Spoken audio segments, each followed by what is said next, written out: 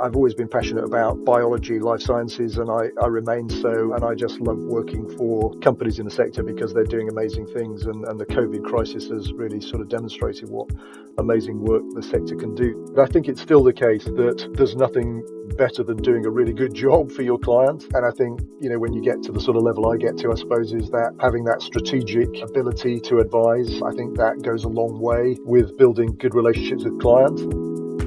Legally Vocal from Aperio with Nicholas Dadamar. Conversations with key players in the legal industry. Hi and welcome to the latest episode of Legally Vocal. I'm Nino Dadamar, the founder and CEO of Aperio. As mentioned on the last episode, we have a new format this season, and it's been great to hear that lots of you like the new look following our first episode last month with Josh Kay. We are now into what seems like the 400th week of lockdown, and it is only February. It has been a very busy time for me personally and also professionally. On a personal note, I turned 40 last month. It also snowed for the first time in my 40 years on my birthday, which was very exciting. And as if the momentous occasion couldn't get any better, I got a new cat called Blueberry. I say I got it, but it's been sort of appropriated by my children. I also hosted a panel on ESG investing and welcomed in a new chairman and non-executive director to Aperio. Anyway, I digress. So let me welcome our second guest this year, Patrick Duxbury, partner at Gowling WLG UK. Welcome, Patrick. Hello, everybody. Hi. Tell us a little bit about yourself. So I'm a partner, as you said, in Gowling WLG. I had a science background way back when, 30 years ago, but then converted to become a lawyer and have specialized probably for the last 25 years in working for life science companies, advising them on a broad range of transactions. Fantastic. So tell us a little bit about that transition from a microbiologist and geneticist to that decision to reclassify as a lawyer, which you did very effectively, got a first along the way. What drew you to make that transition into law?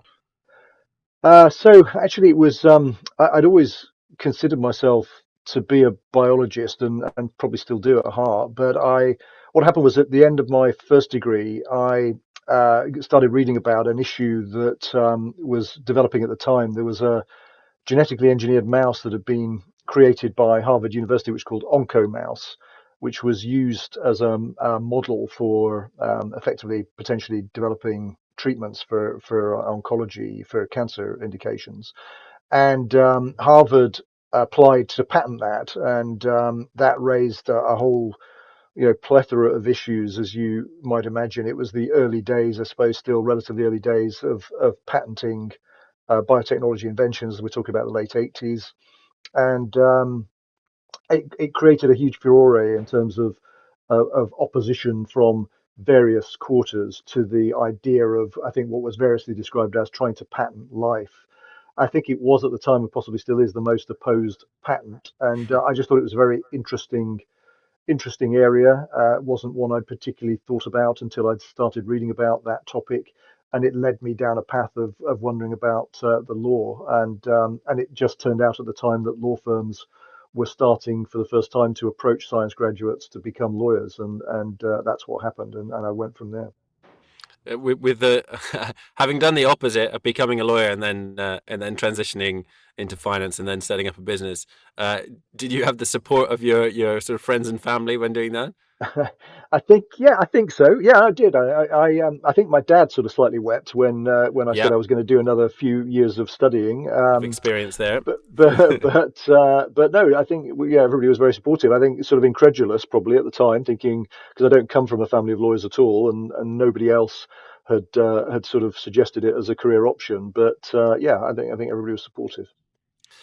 And not that this is the only thing you've done by any means, but you were right at the forefront recently in advising AstraZeneca on the landmark collaboration agreement for the development and distribution of the University of Oxford's COVID-19 vaccine, which, for obvious reasons, was completed in a very short time frame.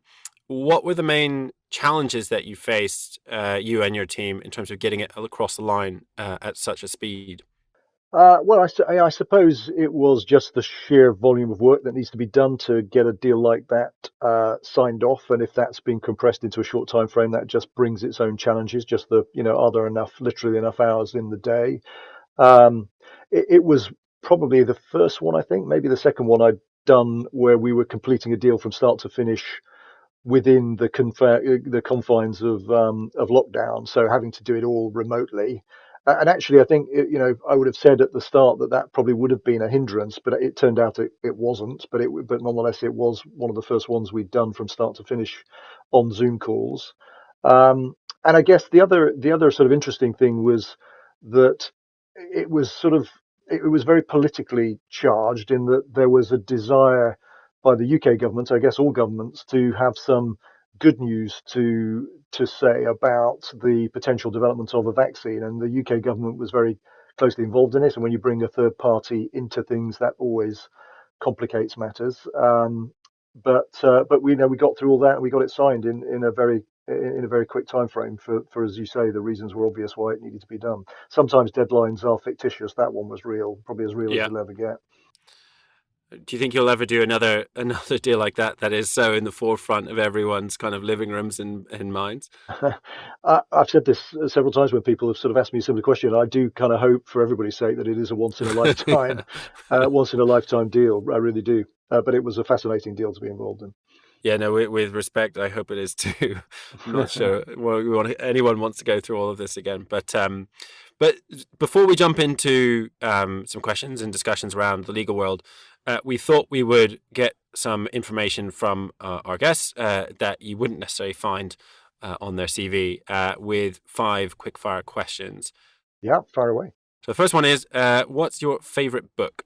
So if I guess if we're going sort of grown up books, then I would say it's probably Factfulness by Hans Rosling. If you've not read it, I would highly recommend it. It's all about using statistics to demonstrate actually why the world is a developing and improving place, and not the opposite of that, which you can sometimes get the impression is the case from reading the news. And so I'm not probably describing it very well, but it's an excellent book, and I would recommend it to anybody if you want to get a sort of positive view of the world. And so that would be my grown-up book. I think if it was sort of something not so grown up, I'm a sucker for any kind of crime fiction. A page turner. Yeah. Second question is TV shows or movies? TV shows. Yeah, definitely. Third one, early bird or night owl? Definitely an early bird. My wife is definitely a night owl, but we've managed to make that work over 25 years. I might need some tips and advice later on, as I'm the night owl and my wife is the early bird. No pressure on this one, but dogs or cats? Dogs every time. I apologise. Obviously, you said at the start that you just got a cat, but I've always been a dog person. Always had dogs all my life. I like cats, and just because I like cats doesn't mean I don't like dogs. But yeah, living in London, it's got to be cats for me. And when through your short part your good work, we are allowed to travel again. Where's next on your travel list? So I think I'm a keen skier, have been almost all my life, and so I would love to be able to go skiing. I don't think that's going to happen this year. But in terms of a bucket list place, I would say actually it would be going back to somewhere that we went to for the first time a couple of years ago, which was to the Okavango Delta in Botswana, which was absolutely spectacular. And I've got Wow. a real yearning to go back there. It was absolutely amazing. Well, yeah, I can only imagine. Thank you for giving us some insight into your world. And now, if we go back into the world of legal, what are you most looking forward to in 2021? Are there any projects or initiatives that you feel particularly passionate about?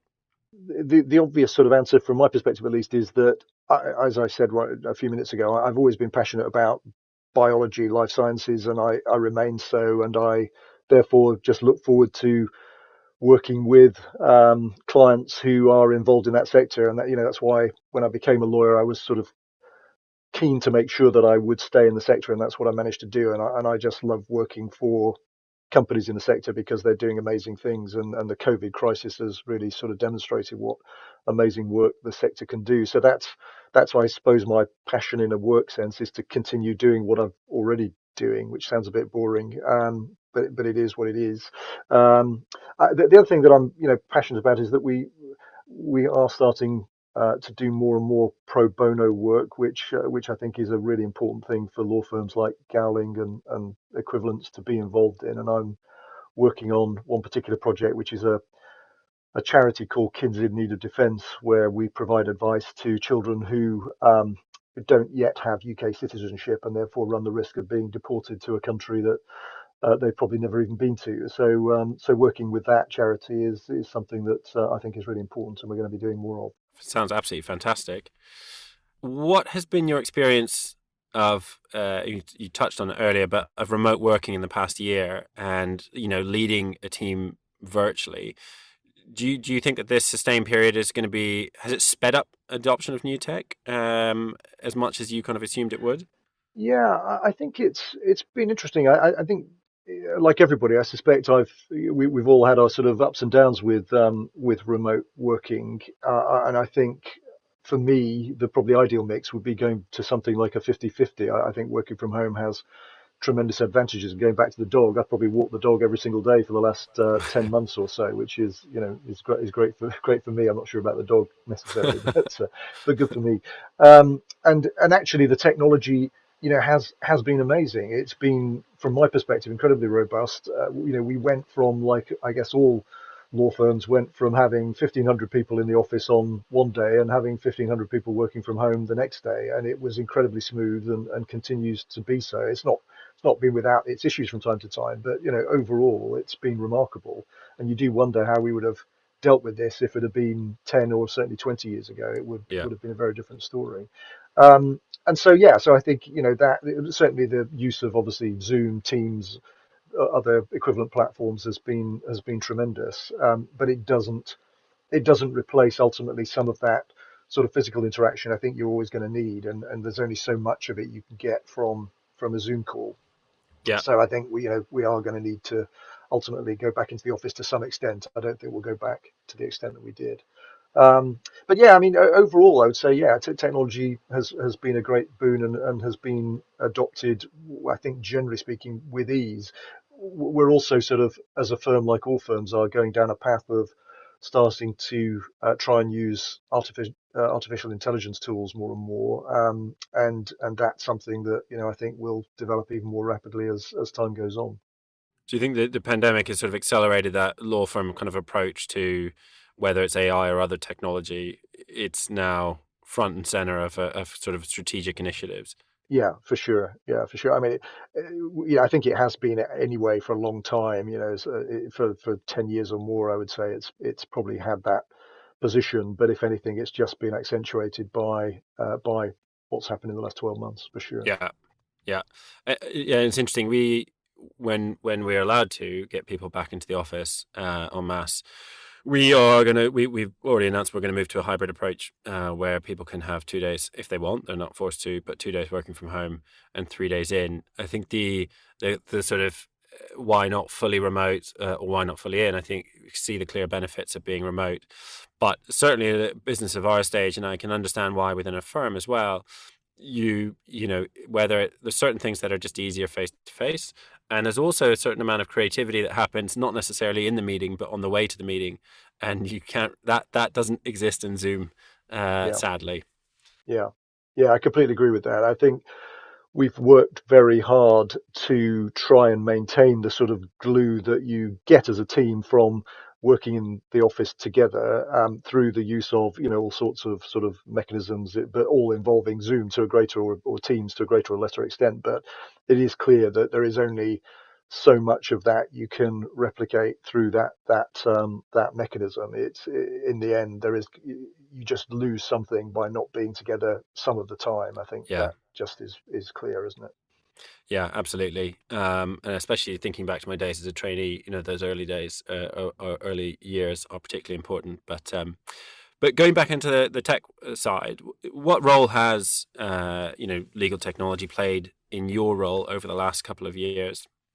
Yeah, I suppose I was thinking about this the other day actually. That the biggest change, and this is more over the length of my career, but it has particularly accelerated, I think, in the last few years, where now I think it's true that most lawyers probably do most of their own document production, their own word processing from sort of start to finish. And I just wouldn't have imagined that would ever have been the case if I'd sort of thought about it looking forwards a few years ago.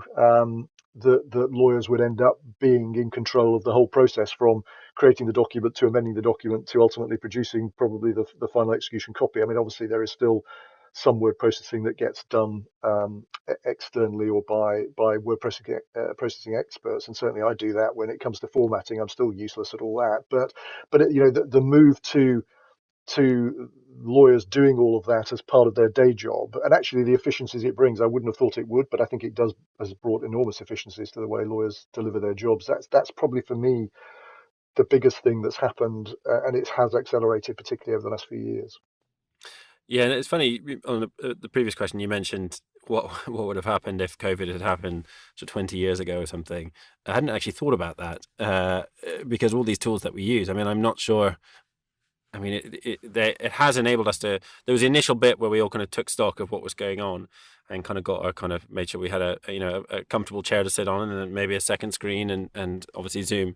But 20 years ago, it would have been, we didn't even have laptops, I don't think, let alone Zoom. So, um, I remember.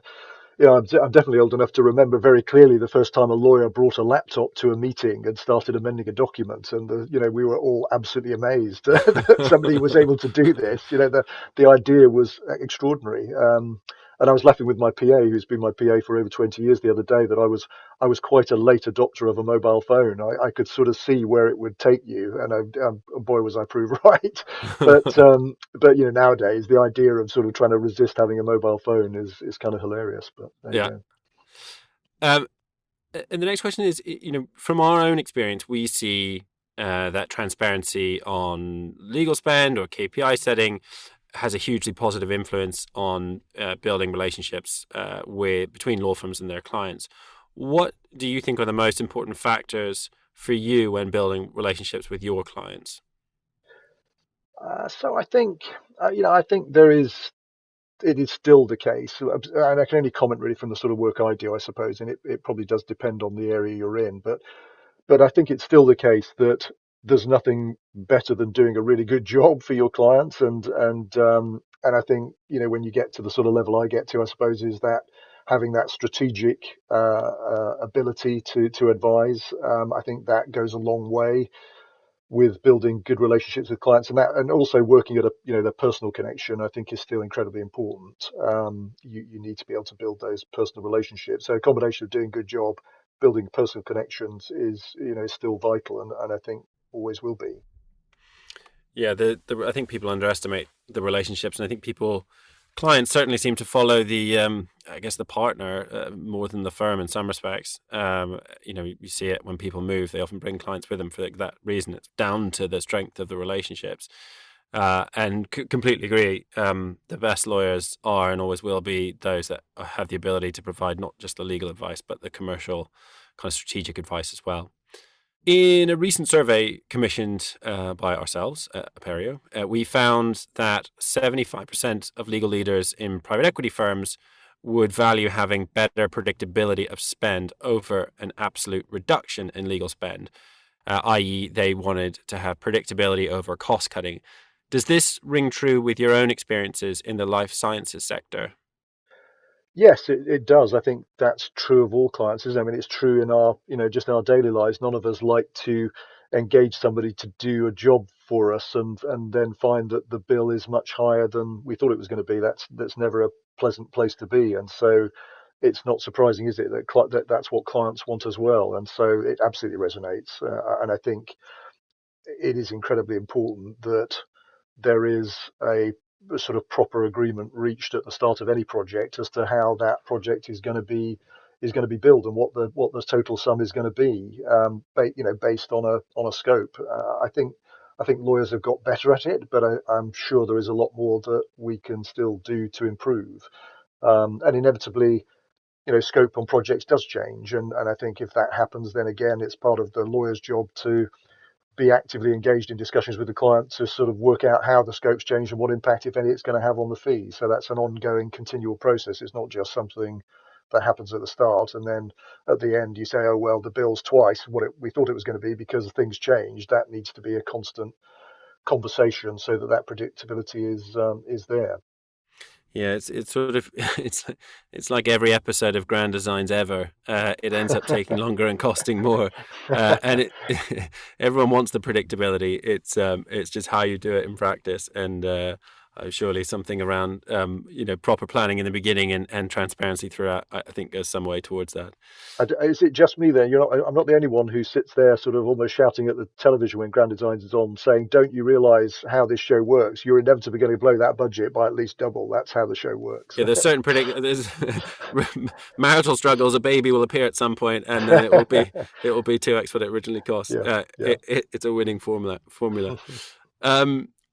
What do you think are the biggest challenges facing law firms over the next year and a half?